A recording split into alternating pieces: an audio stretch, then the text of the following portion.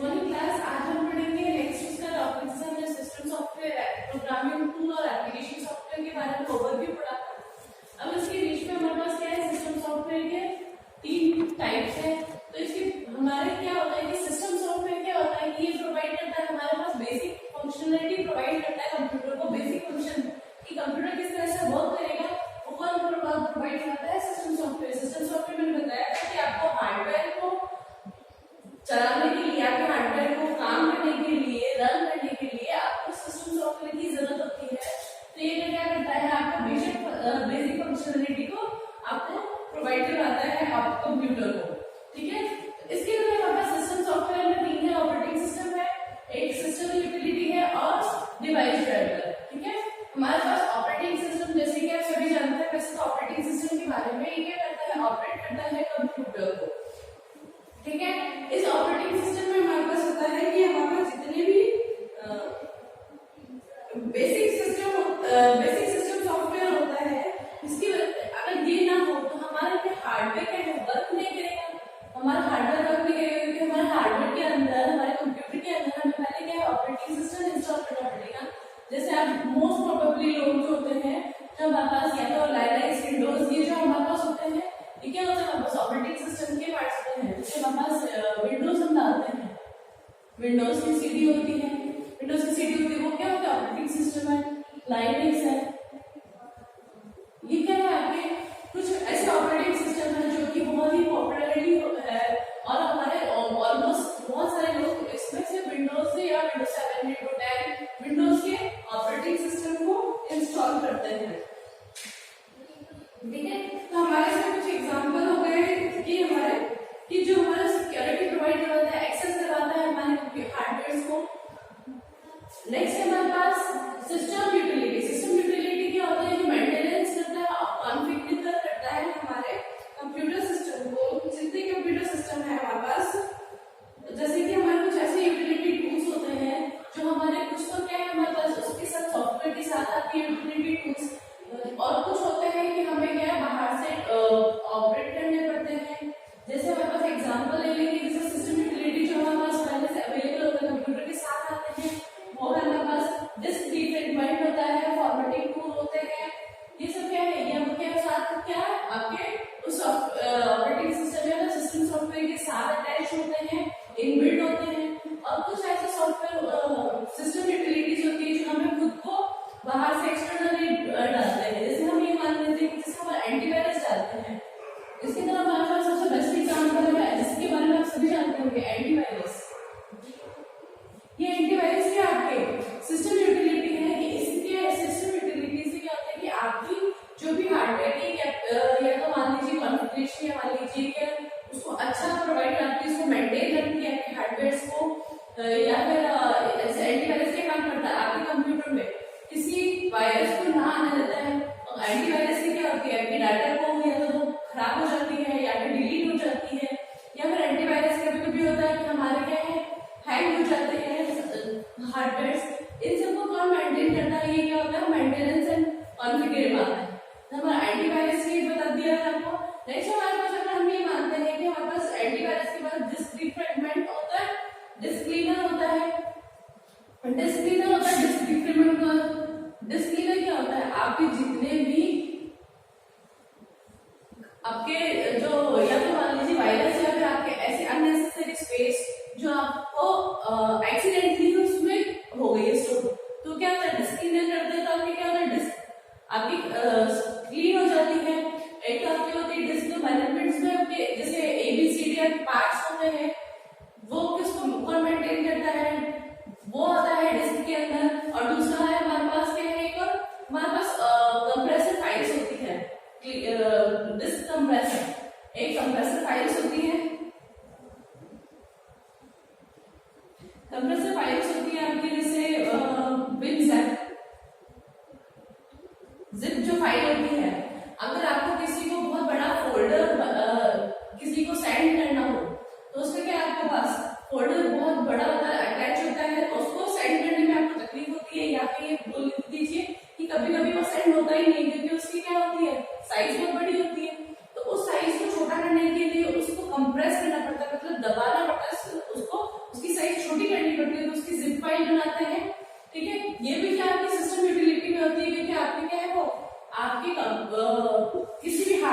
या फिर आप मान लीजिए कि आपके कंप्यूटर को जो स्टार्ट उसकी कैपेसिटी या फिर उसकी मेंटेनेंस को इंक्रीज करता है, आपका कंप्यूटर की स्पीड इंक्रीज करता है। ठीक है, हमारे पास है डिवाइस ड्राइवर। डिवाइस ड्राइवर क्या होता है कि ऐसा डिवाइस है जो कि इंश्योर करता है proper functioning of particular device. हमारे जैसे डिवाइस, जितने भी डिवाइस से कंप्यूटर से कनेक्ट है वो प्रॉपर्ली वर्क कर रहे हैं कि नहीं कर रहे हैं, ये सब चीजें क्या है डिवाइस ड्राइवर देखते हैं। वैसे ऑपरेटिंग सिस्टम देखता है कि आपके कंप्यूटर से कौन सी जो हार्डवेयर अटैच है उन सबको मेंटेन करना। और डिवाइस ड्राइवर इसलिए काम में लेते हैं क्योंकि ऑपरेटिंग सिस्टम में क्या होता है कि बहुत सारा वर्कलोड पहले से होता है, उसके पास वर्कलोड होने की वजह से, और हमारे पास के डिवाइस ड्राइवर हम अपने हार्डवेयर चेंज करते रहते हैं। कीबोर्ड, माउस, स्कैनर अटैच कर लिया, प्रिंटर अटैच कर लिया, हमारे वीडियो कॉल के लिए हमने कैमरा अटैच कर लिया। ये सब क्या हमारे पास हार्डवेयर है, बिल्कुल रिसेंटली चेंज होते रहते हैं। तो सबको चेंज करने के बाद उसकी सबके अलग अलग कैरेक्टरिस्टिक्स होती है, उन सबको मेंटेन करता है डिवाइस ड्राइवर। वो हेल्प करता है ऑपरेटिंग सिस्टम को ताकि सब ड्राइवर्स जितने भी हार्डवेयर है वो अच्छी तरह से मैनेज हो और अच्छी तरह से प्रॉपर्ली वर्क करे, वो डिवाइस ड्राइवर देखता है। ठीक है, नेक्स्ट आता है सिस्टम सॉफ्टवेयर के बाद प्रोग्रामिंग टूल। प्रोग्रामिंग टूल ऐसे टूल है कि हमें कंप्यूटर को कुछ भी काम करवाना है, कोई वर्क करवाना है तो उसको हमें पहले इंस्ट्रक्ट करना पड़ेगा कि हमें इस आउटपुट पे, जैसे इनपुट हमने जो दिया है उस पे आपको कुछ इंस्ट्रक्शन लिख के देता है कि इस तरह से काम करेगा और आपको डिजायर्ड आउटपुट मिलेगा। इंस्ट्रक्शन देता है अप्लाइड इनपुट पे, जो आपने इनपुट डाटा दिया है उस पर अप्लाई करता है कुछ इंस्ट्रक्शन ताकि हमें पास क्या है डिजायर्ड आउटपुट मिल सके। ये हमारे प्रोग्रामिंग टूल्स होते हैं जिससे हमारे पास पहले से ही इनबिल्ट होते हैं, या फिर ऐसे टूल्स जिसके अंदर प्रोग्राम पहले से ही लिखा हुआ होता है कि आपने अगर कोई चीज इनपुट दिया है तो वो किस तरह से प्रोसेस करके आपको आउटपुट मिले, ये सब पहले से ही प्रोग्रामिंग में लिखा होता है। नेक्स्ट हमारे पास classification of programming language. Classification of programming language में अगर हम ये बात करें कि जैसे कंप्यूटर है वो बहुत अलग अलग लैंग्वेजेस को सपोर्ट करता है। हम ये चाहते हैं कि हम अपन लिखे कंप्यूटर को समझ में आए, पर it is difficult to write in 1 and 0, 0 और 1 के में लिखना बहुत डिफिकल्ट होता है क्योंकि बाइनरी पॉसिबल नहीं होता, बाइनरी कोड्स हमें याद होने चाहिए उसके लिए, पर हमारे पास ये सब चीजें याद नहीं रख सकते। तो हमने इसके लिए क्या करेगा, फिर हमने अपने लिए कन्वीनियंस के लिए हमने अगर इसको हमारे प्रोग्रामिंग लैंग्वेजेस को क्रिएट करा था। प्रोग्रामिंग लैंग्वेजेस हमारे पास है जैसे हाई लेवल लैंग्वेज है और लो लेवल लैंग्वेज है। दो तरीके की लैंग्वेजेस हमें पता है क्योंकि कंप्यूटर को क्या समझ में आता है, सिर्फ 0 और 1 ही समझ में आता है। और अपने ह्यूमन बींग्स को, अपन ह्यूमंस है उनको क्या है इंग्लिश लैंग्वेज ज्यादा इजी पड़ता है। तो हमने ऐसे करा कि लो लैंग्वेज जो हमें लिखते हैं, हम जो लो लैंग्वेज में लिख रहे हैं उसको सोर्स कोड बोलते हैं। और सोर्स कोड जो हम उसको क्या करते हैं, उसको कोड करते हैं और फिर बाद में हम उसको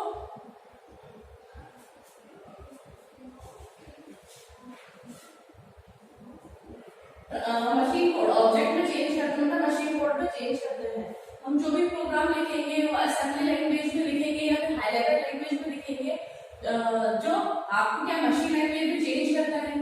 आपको पता है कि जैसे हम लोग लिखते हैं वो आपके हाई लेवल लैंग्वेज में लिखते हैं, जैसे इंग्लिश में कुछ लिखा है हमारे पास सेंटेंस लिखे हैं उसको क्या वो बाइनरी में चेंज करता है, 0 और 1 में चेंज करता है। ये क्या होता है आपका मशीन में जो समझ में आता है, ये मशीन लैंग्वेज होती है। पहले के कंप्यूटर में क्या होता था, मशीन लैंग्वेज ही यूज होती थी।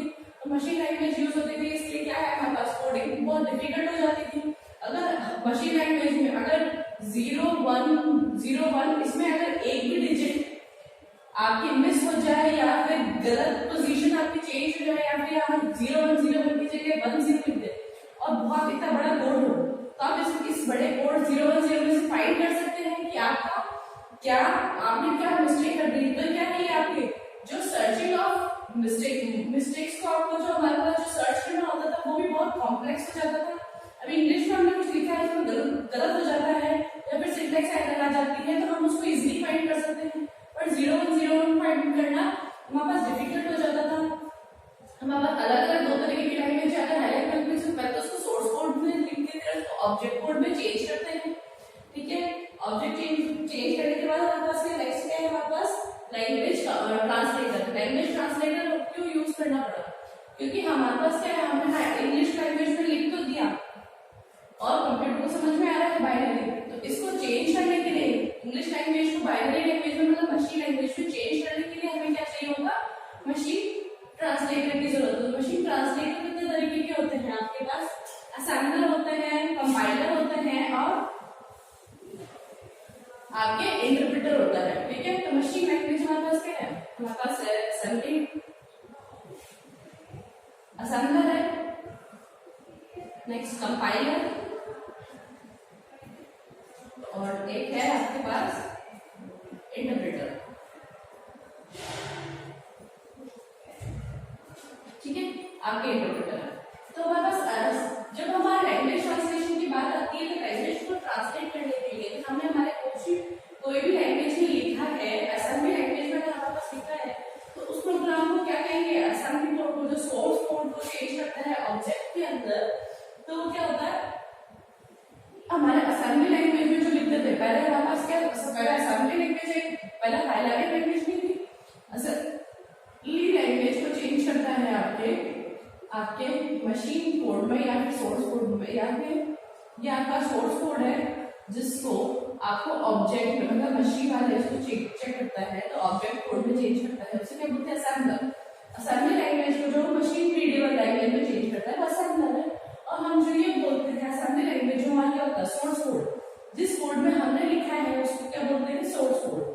ठीक है, इसी तरह से हमारे पास होता है कि कंपाइलर होता है, जो अभी मोस्ट प्रोबेबली यूज कंपाइलर होता है। तो कंपाइलर क्या होता है, आपकी जितनी भी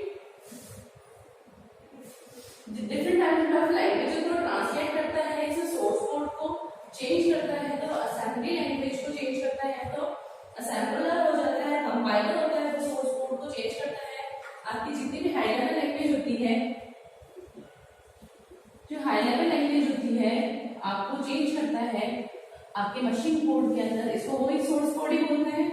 सोर्स कोड को आपको ऑब्जेक्ट कोड में चेंज करता है, उसे क्या है, कंपाइलर होता है। कंपाइलर में ये बेनिफिट होता है कि आपका जो प्रोग्राम एक बार में लिखा है, आपका एक program at a one time उसको पहले कोड कर लेता है पूरे को, वो पूरे प्रोग्राम को एक साथ ही डिकोड कर लेता है, मतलब मशीन लैंग्वेज में कन्वर्ट कर लेता है।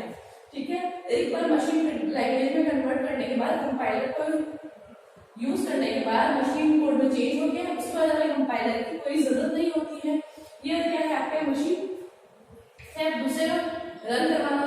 कई बार होता है कि बच्चे असेंबली लैंग्वेज इसमें करते कंपाइलर के अंदर, हाई लेवल लैंग्वेज में इसके अंदर जैसे हमारा एक बार हमारा ट्रांसलेट हो गया तो कंपाइलर की जरूरत नहीं है, हम उसको वापस जब भी रन करवाएंगे तो आपको कंपाइलर करने की मतलब कंपाइलर की यूज नहीं होती है, वो आपको उसका डिजाइन आउटपुट देगा।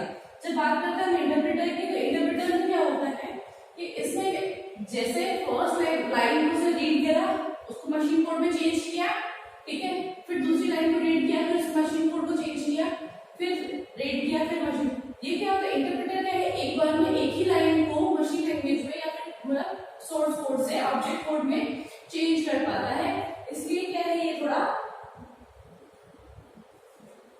बार बार एग्जीक्यूट करने के लिए जितनी बार हम अपने इसको कोड को लिखेंगे उतनी ही बार उसको वापस से मशीन कोड में चेंज करना पड़ेगा। ठीक है, तो इंटरप्रेटर तो होता है आपके हर एक लाइन को अलग अलग इंटरप्रेट करता है, मतलब हर चेंज करता है, तो हर बार इसको जरूरत पड़ती है इंटरप्रेटर की।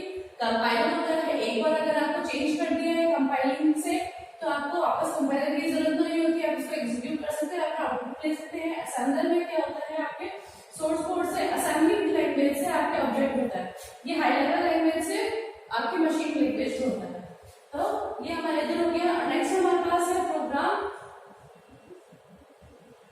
Development tool. Program development tool होते हैं हमारे पास कौन से होते हैं कि अगर हमने ये सोचा कि हमारे पास क्या है, हमें एक प्रोग्राम लिखना है, ये तो बात करें हमने ट्रांसलेट, तो हमें प्रोग्राम लिखना है। ट्रांसलेट कैसे करोगे, जब आप प्रोग्राम लिखोगे तो प्रोग्राम लिखने के लिए हमें कौन से टूल्स की जरूरत होती है, जैसे हमें एडिटर की जरूरत होती है,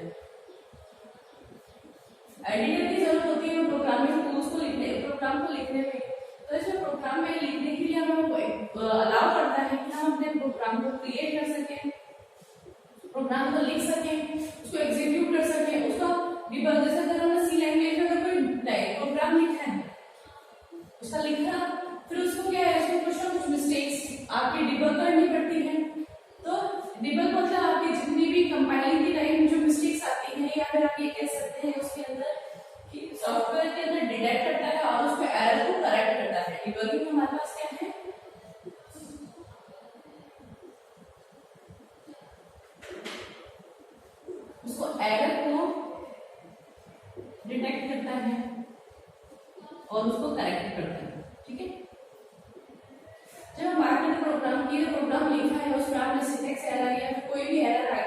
डिबगिंग क्या है उसको एरर को फाइंड आउट करेगा, उसको करेक्ट करेगा।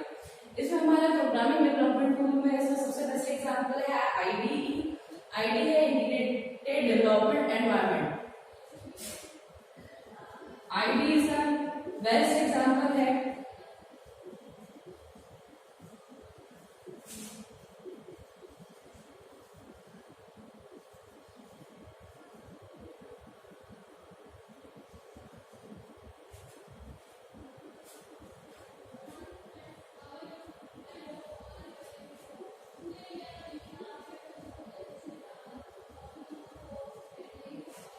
तो हमारे पास हो गया ये सारे प्रोग्रामिंग टूल्स हैं। तो क्लासिफिकेशन ऑफ लैंग्वेज कौन से तरह की लैंग्वेजेस हैं, हम क्या यूज करते हैं, 0 to 20 यूज करते हैं।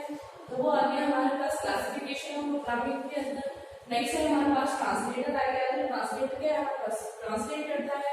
इसमें इंग्लिश लैंग्वेज को क्लासिफिकेशन में ये था कि हमारे पास जितनी भी लैंग्वेजेस होती है जिसको अगर हमारा असेंबली इसमें लैंग्वेज में लिख दिया तो नेक्स्ट वाले दूसरे कंप्यूटर में तो रन करना चाहिए। तो क्या होता है क्लासिफिकेशन से ये मशीन डिपेंडेंट होता था।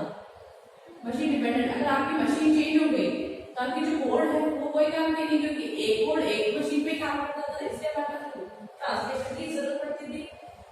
ठीक है, हमारे पास प्रोग्रामिंग डेवलपमेंट टूल है जिससे हम एडिटर क्रिएट करने के प्रोग्राम को क्रिएट करने के काम आता है। इसका सबसे बेस्ट हमारे पास एग्जांपल है आईडी इंटीग्रेटेड डेवलपमेंट एनवायरनमेंट, जिसके अंदर क्रिएट भी कर सकते हैं, उसको एग्जीक्यूट कर सकते हैं और इसमें डिबगिंग भी क्या है, ये सब चीजें क्या है इसके अंदर सारी एक साथ किया जाती है। इसलिए इसका एग्जांपल आईडीई का लिया है। ठीक है, नेक्स्ट हम इसका नेक्स्ट पार्ट पढ़ेंगे।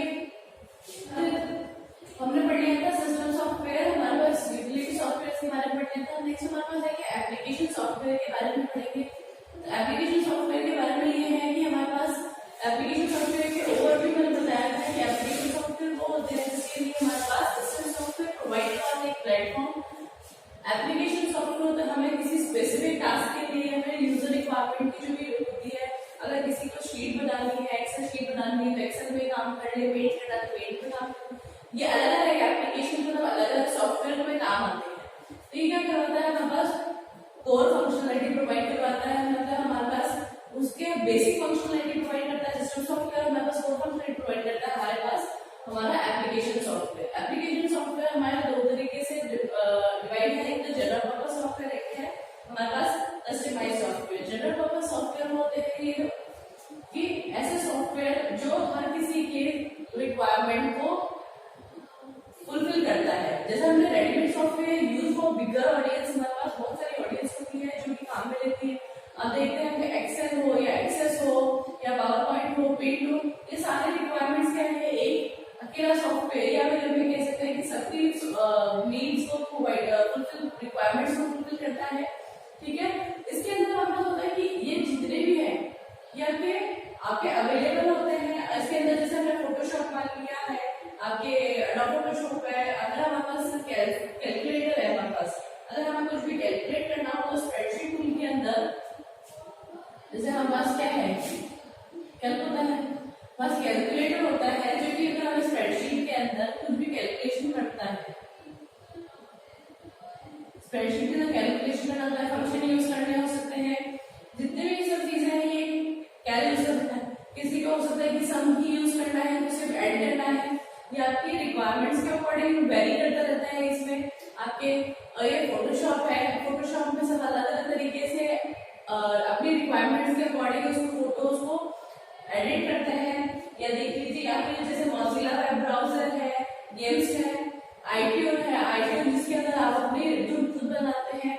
ये सब चीजें क्या है, जनरल पर्पस सॉफ्टवेयर में आती है जो अपने अपने रिक्वायरमेंट्स के अकॉर्डिंग वो आपका सॉफ्टवेयर उस तरह से वर्क करता है।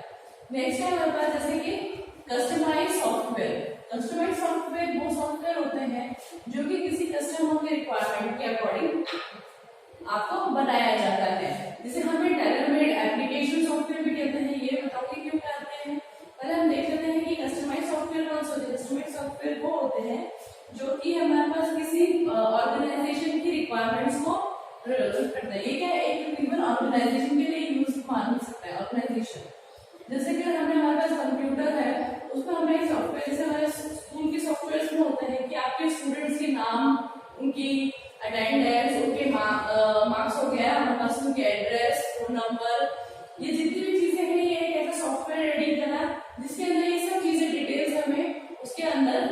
ऑर्गेनाइज तरीके से रख सकते हैं। मतलब हमारी रिक्वायरमेंट, हमारे स्कूल के रिक्वायरमेंट के अकॉर्डिंग एक सॉफ्टवेयर डेवलप किया।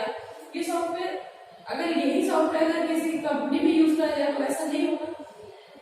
तो कंपनी अपने स्पेसिफिक रिक्वायरमेंट के अकॉर्डिंग उसको सॉफ्टवेयर को बनवाती है। कस्टमाइज सॉफ्टवेयर, कस्टमाइज मतलब हमारे रिक्वायरमेंट के अकॉर्डिंग कोई सॉफ्टवेयर बनाया जाता है, ठीक है। तो वो कस्टमाइज सॉफ्टवेयर बनाया जाता है। जैसे टेलर मेड एप्लीकेशन सॉफ्टवेयर क्यों कहते हैं? टेलर मेड इसलिए कह रहे हैं कि अगर हम जब थान का कपड़ा लेते हैं तो उसका कपड़ा काट के हमारे साइज का, शेप का, ये सारी शेप और हमारे जिस तरह से हमें कलर सूट होता है उस कलर का बनाते हैं। तो ये टेलर मेड इसलिए कहा जाता है कि जिस तरह से हमारी रिक्वायरमेंट है, जो यूजर की रिक्वायरमेंट है, उसके अकॉर्डिंग जो सॉफ्टवेयर बनता है वो है customise software.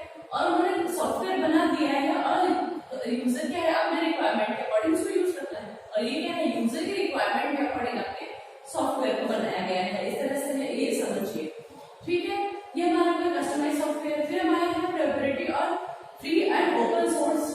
Free and open source होते हैं। फ्री का मतलब हमारे पास ऐसे जो सॉफ्टवेयर जो हमें फ्रीली अवेलेबल होते हैं, कुछ सॉफ्टवेयर होते हैं जो हमें पेड होते हैं, मतलब उसके लिए हमें पैसे खर्च करने होते हैं।